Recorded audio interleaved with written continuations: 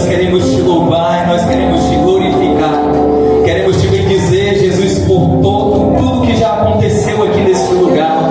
Obrigado, meu Deus, pelas palavras, obrigado, Senhor, pelos louvores, obrigado, Senhor, por cada oportunidade que teve aqui.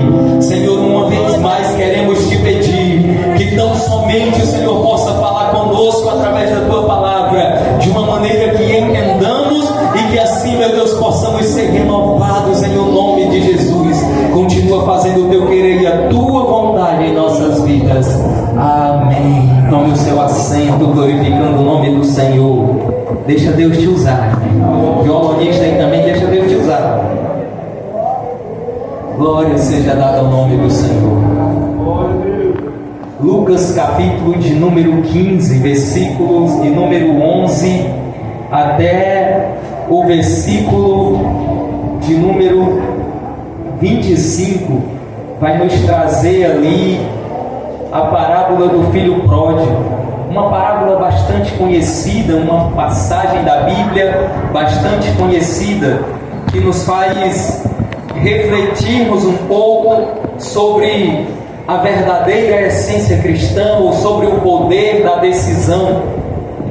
A Bíblia diz que um dia o filho mais moço chega para o seu pai e diz assim: pai, eu quero tudo que me pertence, eu quero a parte da fazenda que me pertence. E a Bíblia diz, evangelista Josué, que sem hesitar o pai simplesmente pega tudo que é do seu filho, ele vai lá e reparte e entrega a ele. E aquele jovem, poucos dias depois, ele vai para um lugar distante.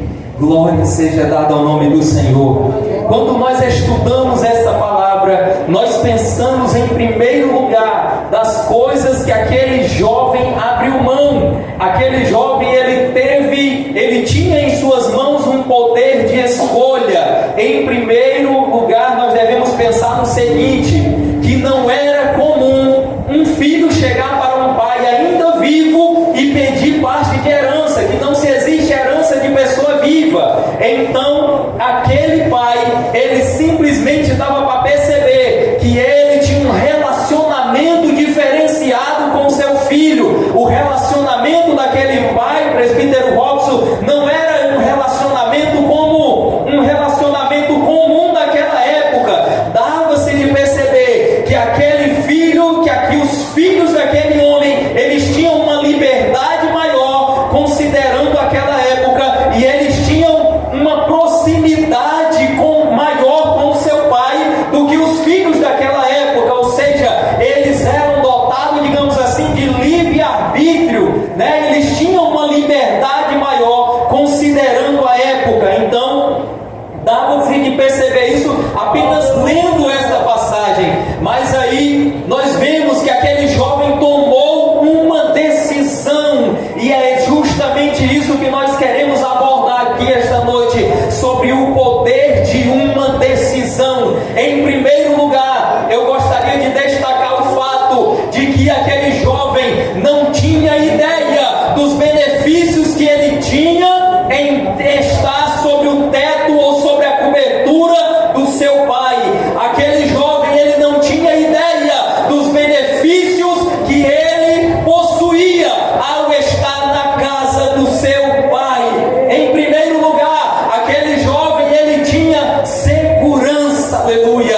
Foi dito aqui, foi lida aqui uma palavra pelo presbítero Robson, em que ele disse que nós não nos faltará nada, porque tudo provém do Senhor. E quando Paulo, ele vê isso, e nós precisamos saber em quem estamos confiando. Aquele jovem, ele estava com seu pai, ele morava na casa com seu pai, ele trabalhava com seu pai, mas ele não conhecia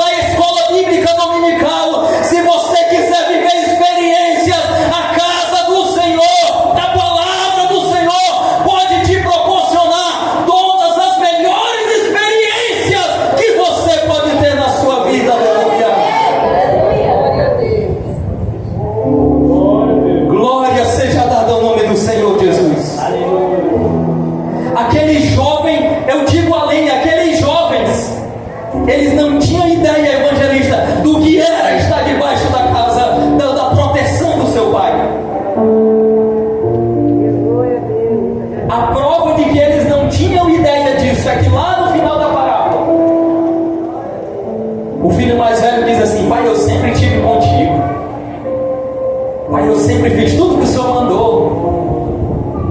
O Senhor nunca mandou eu matar um carneiro aqui para comer com meus amigos. O Senhor nunca... E o que é que o pai diz? Filho, tudo que eu tenho é teu. Eu quero te convidar a agarrar essa palavra para a tua vida. Glória a Deus, aleluia. Tudo que tem na palavra do Senhor é para a igreja. Glória, aleluia, Deus. Tudo que tem na palavra do Senhor é para a igreja. Eu não preciso estar em outro lugar para ter uma experiência extraordinária com Deus. Eu não preciso estar em outro lugar para ter uma experiência qualquer só porque eu quero ter. Toda experiência que eu quero ter, ela pode estar descrita aqui na palavra e ela pode ser proporcionada por Deus na minha vida. Mas a Bíblia diz que o pai simplesmente não discute. Pega a parte do jovem, entrega ele e ele parte para uma terra distante. Eu lembro que eu aceitei a Jesus aos 8 anos de idade. E aí quando eu completei 12 anos de idade, presbítero, eu me afastei dos caminhos do Senhor. Adolescente, os pais não eram crentes, eu era muito atuante na obra. No entanto, eu mudei de escola e aquilo me fascinou, sabe? E aí já não dava mais de chegar tempo dos cultos. E até os 16 anos de idade eu estive afastado dos caminhos do Senhor. Eu lembro que assim que eu me afastei dos caminhos do Senhor aos 12 anos de idade, eu era um adolescente, mas a minha cabeça ela maquinava o mal. Quando eu via algum irmão da igreja que poderia me reconhecer, eu me comportava. Mas quando eu estava longe, eu dizia, agora eu vou pintar o 7, né? Aquele jovem, ele sai de dentro da casa do seu pai e ele vai para uma terra longe. E a Bíblia diz que ele gasta toda a sua herança de maneira dissoluta, de maneira imoral. Eu gostaria de te dizer uma coisa: se você está sentindo que está se afastando dos caminhos do Senhor, se você sente que você está se afastando da igreja, do corpo de Cristo, se você sente que já não está mais gostando de vir ao culto, ei, irmão, comece a orar para que o Senhor restaure a sua intimidade, porque coisas que você não tem coragem de fazer aqui perto, é quando você se afasta que você tem coragem.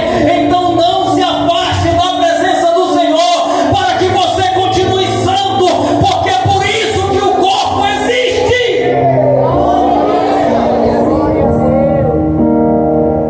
Não te afasta, porque se você se afastar, você vai ter coragem de fazer coisa que você perto não faria. Se você está sentindo que está se afastando, aí volte. Porque lá longe você faz coisas que você não faria aqui perto. Eu lembro que quando eu era dirigente, eu dizia, tem coisas que Deus me revela, mas tem coisas que Deus me faz saber. É quando o irmão chega e conta, né, para o dirigente.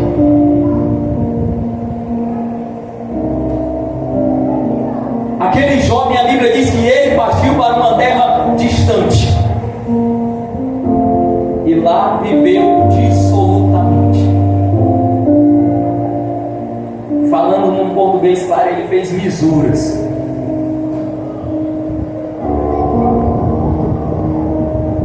E a Bíblia diz que veio uma grande fome sobre aquela terra. A Bíblia não diz o tempo que isso durou, mas diz que naquele tempo veio uma grande fome sobre aquela terra. E aquele jovem havia perdido tudo. Porque quando nós saímos da casa do Pai, nós perdemos a proteção do Pai. Quem é pai aqui sabe que a proteção, às vezes, ela se manifesta de várias formas. A criança ali vai atravessando a rua, aí vem um carro, o pai puxa e menino, tá? Talvez a criança não entenda, mas porque o pai se preocupou tanto que ficou nervoso. E quando aquele jovem perde a proteção e a orientação do pai, ele simplesmente perde o caminho. A Bíblia diz que alguém daquela cidade convida ele para cuidar dos porcos que ele cria. Quando Jesus ele está citando esta parábola e que ele fala essa parte, evangelista, agora imagina que ele estava falando isso aqui para um monte de eruditos, um monte de doutores. Sério assim, mas para cuidar de porcos. Irmãos, nós não fomos, a igreja não foi chamada para cuidar de porcos, irmãos. É por isso que nós não podemos nos contentar, é por isso que nós não podemos nos afastar, porque quando nós nos afastamos do caminho do Senhor, o que te espera é um charco de lama. Aquele jovem passava tanta fome que a Bíblia diz que ele sentia vontade de se alimentar com a comida dos porcos. Mas a Bíblia diz que ele caiu em si e em um pensamento ele diz assim: tantos trabalhadores do meu pai têm pão em abundância e eu aqui desejando comer comida de porcos.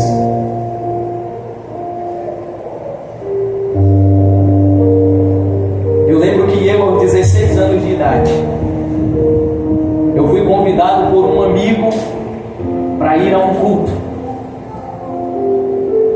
E aí quando eu cheguei lá, pastor Kedson, eu não consegui entrar na igreja. Eu acho que tinha muita amarra, né?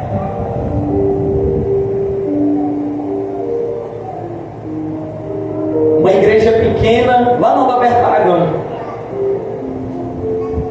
E eu não conseguia entrar na igreja. E o dirigente, que até hoje é meu amigo, ele disse assim, ele estava orando e ele disse: tudo que está segurando as pessoas aí fora, Senhor, desamarra e coloca para dentro. Quando ele voltar pela igreja.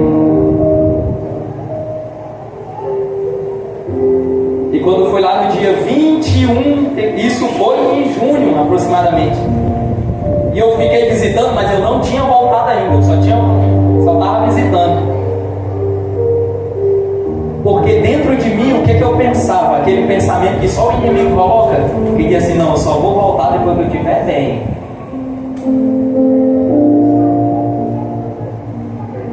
E aí quando foi lá em agosto, no dia 21 de agosto, eu já tocando na orquestra, teve um congresso do Círculo de Oração, 2006, lá no Álvaro Dantas. E quando o pregador chamou, aquele chamado, evangelista José, foi irresistível para mim.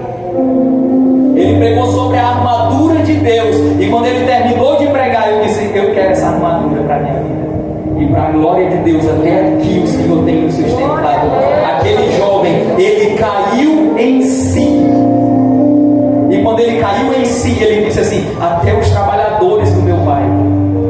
Naquela época havia duas classes de servidores. Havia os servos, que eram considerados da família e que não recebia recompensa por isso, eles só moravam. E havia os trabalhadores, que eles recebiam uma compensação pelo seu trabalho, mas eles não eram considerados da família. E aquele jovem, ele diz assim: até os trabalhadores do meu pai, até as pessoas desconhecidas, têm pão em abundância e eu estou aqui. Aquele jovem entendeu do que ele estava abrindo mão. Eu gostaria de desde já te dizer: não queira estar longe da sua casa para você perceber do que você está abrindo mão. não queira estar distante do seu lar para descobrir o que você abriu mão para estar naquele lugar. Tudo que aquele jovem queria quando estava na casa dele era pegar a parte que lhe cabia da sua herança. Mas para quê? Para ir embora. Às vezes tudo pelo que oramos na casa do Senhor é para que sejamos abençoados e passemos em concurso. Às vezes tudo que oramos quando estamos na casa do Senhor é para que passamos em um curso na universidade. É para que o Senhor abra a porta de um emprego. E aí quando a porta se abre, eu simplesmente largo tudo e vou viver a vida da forma que eu acho que ela é. Mas o Senhor te chamou para mais que isso. O que eu quero te dizer é que não é tarde para tomar uma decisão. A Bíblia diz que em meio àqueles porcos, em meio à lama, o jovem caiu em si. E ele disse: eu me levantarei. Eu vou até o meu pai. E eu vou dizer: eu pequei contra o céu diante de ti. E não sou digno de ser chamado teu filho. Me aceita pelo menos como um dos teus trabalhadores.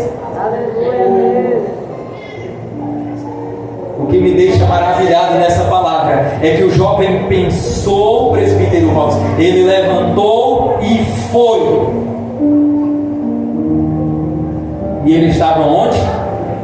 Em uma terra distante. Quando a Bíblia fala em algo bonito, é porque é realmente muito bonito. Quando diz que é distante, meu irmão, é porque era distante de verdade. Aleluia.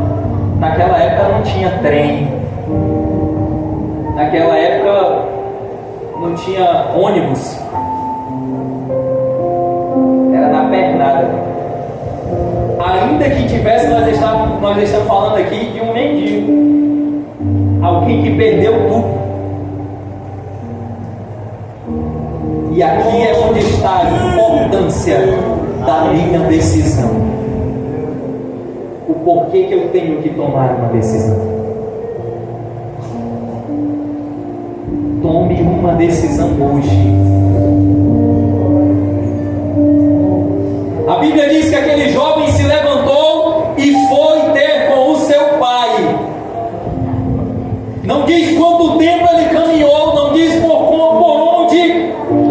Mas uma coisa eu sei, as roupas estavam gastas, ele não tinha mais sandálias, ele estava descalço, e ele não tinha uma identidade, porque ele era apenas um jovem. Aleluia. E essa pessoa sem identidade, com roupas gastas e sem sandálias, ela sai de uma terra longínqua para voltar para a casa do seu pai.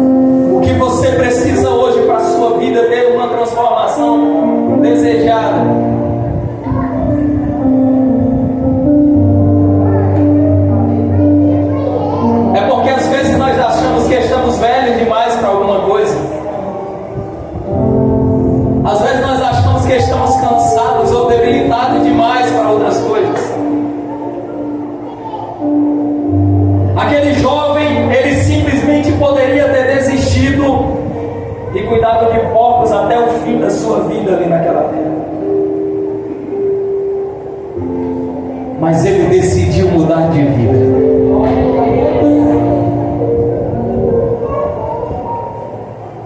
Eu posso continuar vivendo uma vida. Eu posso continuar vivendo um evangelho em que eu conheço Deus apenas pelo que as pessoas me pregam. Eu posso continuar vivendo um evangelho em que eu conheço da palavra apenas aquilo que é me dito por uma pessoa que lê a Bíblia. Eu posso continuar vivendo uma vida medíocre no evangelho, posso assim dizer. Ou eu posso simplesmente me levantar e ter com o meu Pai e provar, pastor, isso de todas as experiências que Ele tem para a minha vida.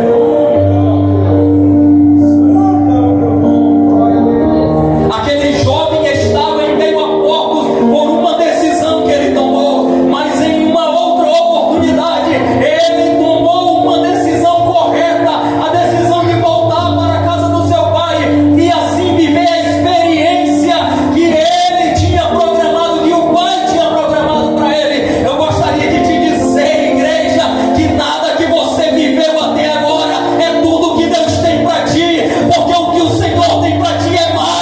O que o Senhor tem para ti é algo extraordinário. O que o Senhor tem para ti é algo que tu ainda não viu. Então te levanta, dispõe-te e vai ter com teu Pai. Aleluia. Porque o culto foi tão bom ontem à noite. Eu senti um arrepio, presbítero Lopes. O que Deus tem para ti no Evangelho é mais do que um arrepio. O que Deus tem para ti é mais do que simplesmente a vontade de chorar na presença dEle. O que Deus tem para ti é obra. O que Deus tem para ti é serviço. O que Deus tem para ti é ousadia. O que Deus tem para ti é algo inimaginável. A Bíblia diz que aquilo que os olhos não viram, os ouvidos não ouviram e o que não desceu ao coração do homem é o que Deus tem preparado para os que o amam. Meu Deus, e Josué, é aquilo que nem sequer passou pelo meu coração, é o que não desceu ao meu coração. Sabe o que essa palavra quer dizer? Que nem o teu melhor sonho é compatível com o que Deus tem para ti.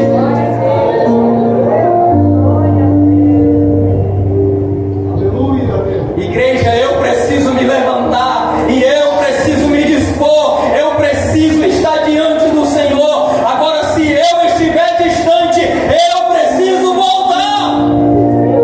Mas eu não posso desistir, irmã Cláudia.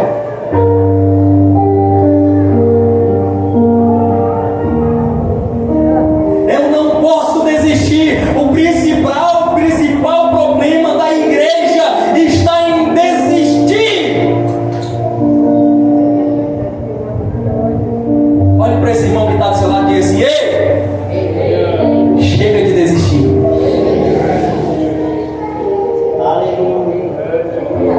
Se você tem um projeto, irmão, continua. Se você tem um propósito, irmão, continua. Aquele jovem, ele decidiu mudar a vida dele.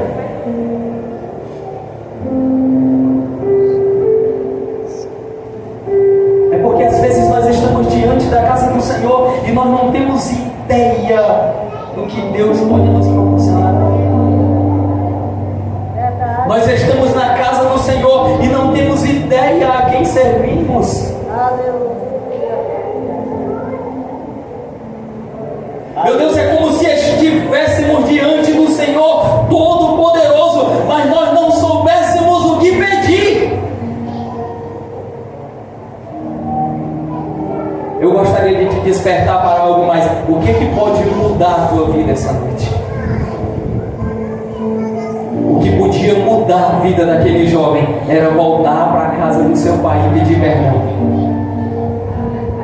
Ele simplesmente se levantou e foi. a distância não foi o suficiente para impedir. O fato de estar descalço não foi o suficiente para impedir. O fato de estar cansado não foi o suficiente para impedir. O fato de estar com fome não foi o suficiente para impedir. Porque ele sabia o que estava esperando quando ele chegasse. Às vezes é porque nós traçamos as metas e nós simplesmente desistimos no meio do caminho. A igreja não pode parar, a igreja não pode desistir, porque você, como igreja, corpo de Cristo, você deve ter a convicção de que nenhuma recompensa é aqui, de que nada devemos receber ou esperar daqui, mas tudo é do céu, igreja. Aleluia. Eu preciso saber quem eu estou servindo. Eu preciso ter convicção em quem eu estou servindo.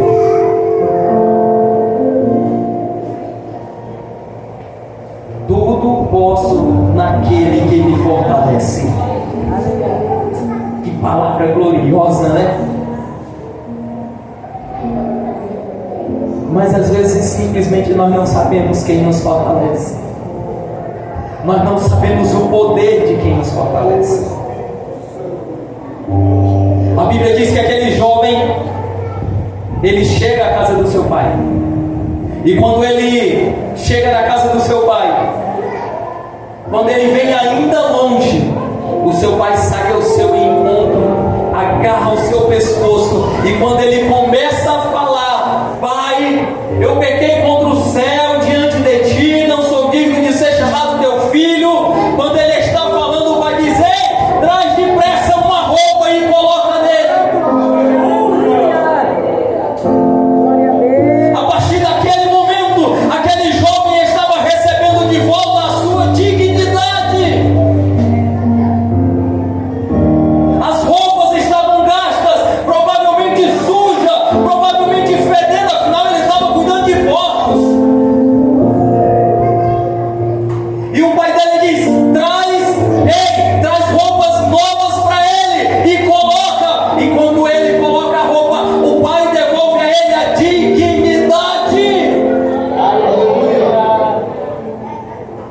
Esta é uma palavra que nós devemos tomar posse, porque se nós estamos debaixo da proteção do Senhor, se nós estamos na casa do Pai, nós simplesmente nos tornamos dignos, mas dignos do quê? Do céu!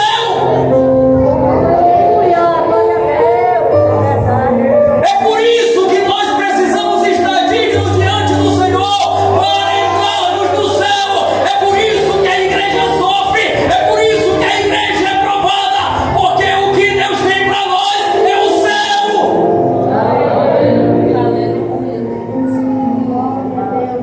E o céu é maior do que qualquer coisa que você está passando por aqui.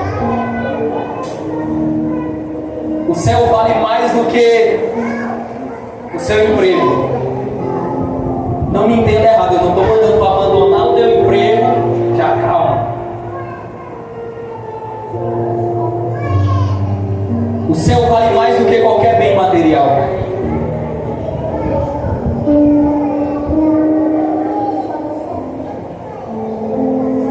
Uma vez eu vi um missionário pregando, e aí alguém chegou para ele e disse assim: eu não gosto de crente, porque crente é a única coisa que sabe pedir é dinheiro. E aí aquele missionário olhou no fundo do olho daquele homem e disse assim: Deus, ele não está interessado no teu carro, Deus não está interessado na tua fazenda, Deus não está interessado na tua conta bancária, Deus está interessado na tua alma miserável que não sabe o que é o amor. Irmãos, o céu, a misericórdia de Deus está com Deus, ela vale mais do que qualquer coisa que essa terra pode proporcionar. Uma coisa que eu tenho a dizer a esta igreja: nós precisamos voltar para a casa do Pai, porque ao voltarmos para a casa do Pai, nós receberemos de volta a dignidade. Roupas novas, que significa dignidade.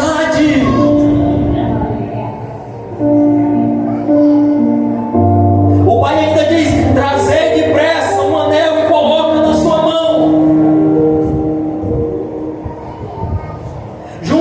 E como a dignidade é restaurada, aquele jovem, a autoridade.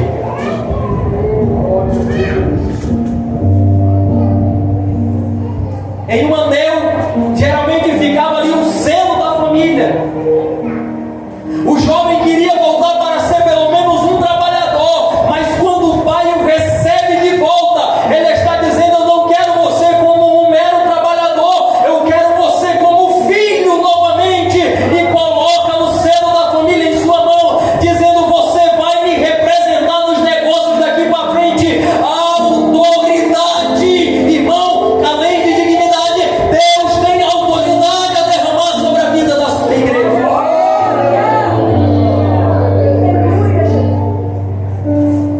O que me deixa triste muitas vezes é o fato de ter irmãos que o que eu tenho de vida eu tenho de crente, mas ainda não entendeu que o Senhor tem autoridade para entregar a você. O Senhor tem autoridade a derramar sobre a tua vida. E essa autoridade, ela não é para você amaldiçoar a vida do irmão ou do seu vizinho que está lá com som alto ou que faz barulho e não lhe deixa dormir. Mas essa autoridade é para você profetizar sobre a vida dessas pessoas. Essa autoridade que o Senhor te entregou como igreja é para você pregar a palavra com ousadia. A autoridade que o Senhor te entrega é uma autoridade de representação. Aquele anel simbolizava o fato de que aquele jovem poderia representar o seu pai em qualquer lugar que ele fosse. Ele poderia representar o seu pai porque ele estava com o selo da família. Sobre a nossa vida existe essa autoridade, e a igreja do Senhor é a representante dele aqui na terra. Sabe o que isso significa? Que onde eu estiver, o Senhor pode manifestar cura, presbítero Robson. Onde eu estiver, o Senhor pode se manifestar de maneira extraordinária, pastor Ketson, trazendo libertação, trazendo restauração. A minha palavra tem que ser palavra de bênção, porque eu sou um representante, sobre mim há uma autoridade divina.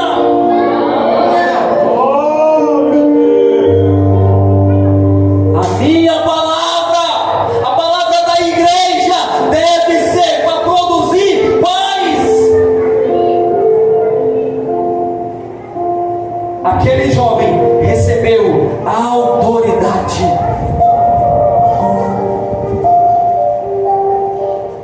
E quando o pai chama alguém e diz: agora pega uma sandália e coloca no seu pé, o pai devolve para aquele jovem a sua identidade.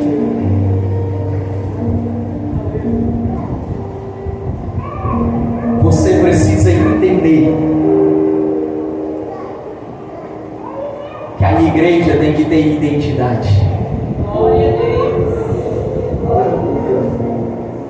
Quando você pega lá um RG, aí tem assim, RG, do lado tem a unidade federativa, que é para saber. Alguns tem lá SSPAC, né? Secretaria de Segurança Pública do Acre. Aquela identidade, ela te diz de onde tu é. Quando você chega em outro país, que você mostra o seu passaporte, tem lá brasileiro, que está dizendo de onde você é. O crente tem que ter a identidade aqui, onde ele colocar o pé.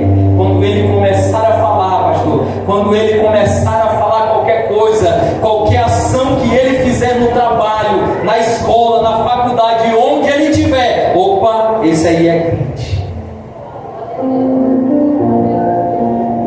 Naquela época só andava com sandálias quem tinha condição. Sandálias não era para qualquer pessoa. Os servos, os escravos, eles andavam descalços. Então quando se via alguém calçado, dizia: opa, aquele dali ele tem autoridade, é um bom negócio.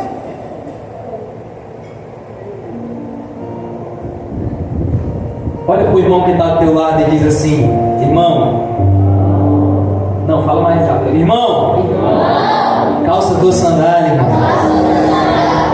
Te identifica.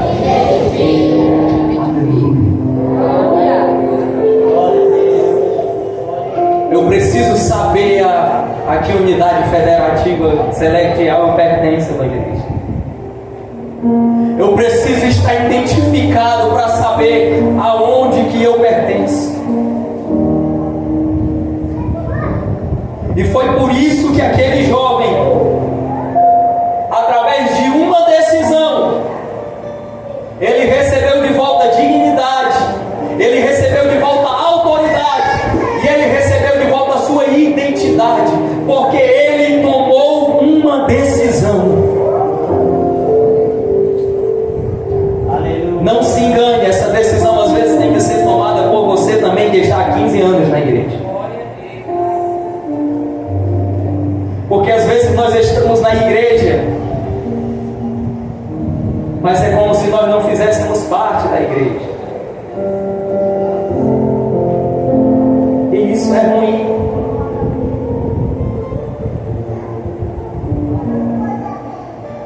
Eu lembro que uma vez eu era dirigente de uma das nossas congregações, e na época eu tinha apenas 23 anos de idade. Hoje a idade já está mais avançada.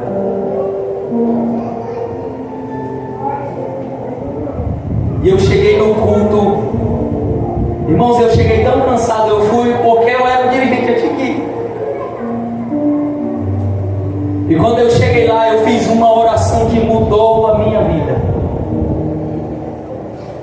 Eu cheguei e eu disse: Senhor,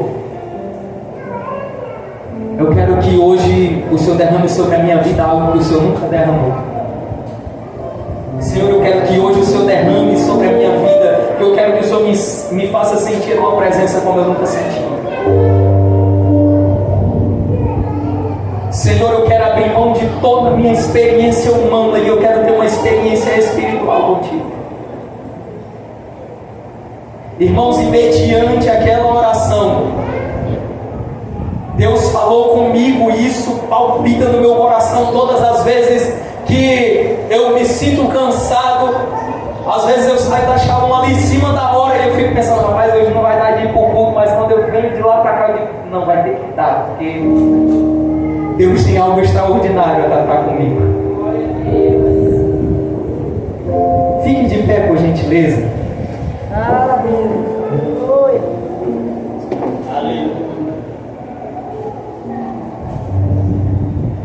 Vitória, me ajuda aqui no louvor. E pode cantar, pode deixar Deus te usar.